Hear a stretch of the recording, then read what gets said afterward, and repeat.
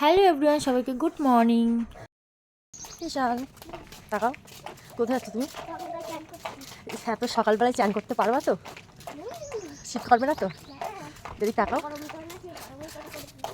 চলো।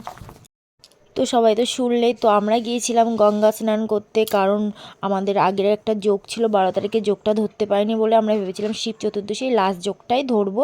তো আমরা সেই মতে আমরা চলে গিয়েছিলাম দক্ষিণেশ্বরে, কারণ একবারে একটু শিব চতুর্দশী চলছে, তো আমরা শিবলিঙ্গগুলো স্নান করিয়েও আসতে পারবো। তো আমরা সকাল সকাল বেরিয়ে গিয়েছিলাম, তো ওখান থেকে একটা গাড়ি বুক করে তারপর পেট্রোল পাম্প থেকে পেট্রোল ভরে সোজা বেরিয়ে এসেছিলাম দক্ষিণেশ্বরে। দক্ষিণেশ্বরে মানে আমাদের টাইম লাগেনি, তাতেই চলে এসেছিলাম, ভাগ্যিস তাড়াতাড়ি চলে এসেছিলাম, কারণ না তারপর থেকে আর গঙ্গায় কাউকে নামতে দিচ্ছিল না। তো আমরা তাড়াতাড়ি স্নান করেও নিয়েছিলাম।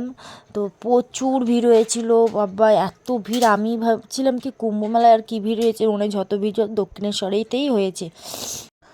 তারপরে দেখো জল প্রচুর ঠান্ডা, আর ভাগ্যিস সকাল সকাল গিয়েছিলাম, তারপরে আর কাউকে নামতে দিইনি আমরা স্নান করার পরে, কারণ জোয়ান্না ভাটা যা বলে ওই সেটা আসার পরে আর নামতে দেইনি কাউকে, সবাইকে তুলে। তারপর আমরা ওখান থেকে স্নান করে বেরিয়ে তারপর আমরা ওখানে যে কটা শিবলিঙ্গ ছিল সব কটাকে একবার জল ঢেলে আমরা বেরিয়ে এসেছিলাম। তো আমি মন্দিরের ভিতরে ঢুকেছিলাম ঠিক, কিন্তু হলো আমি পুজো দিতে পারিনি, কারণ আমার গায়ে গুরুদশা চলছে তার জন্যে। তারপরে ওখান থেকে প্রসাদ নিয়েছিল মারা, নিয়ে একবার ঢুকেছিল, আর আমার আর পুজো দেবেন আমি এমনি ঢুকেছিলাম। আর প্রচুর পরিমাণে ভিড় হয়েছে, আর মানে কী বলে ওটা, রাম মন্দিরের থেকে ওই যে কি মহারাজরা আসে ওরাও এসেছিলো। তো দেখো তারপরে আমরা হলো কিছু কেনাকাটাকে চলে এসেছি বাই। আর গুরুদশা বলতে 1 বছর হয়নি, তাই আমার শ্বশুর মারা গিয়েছে।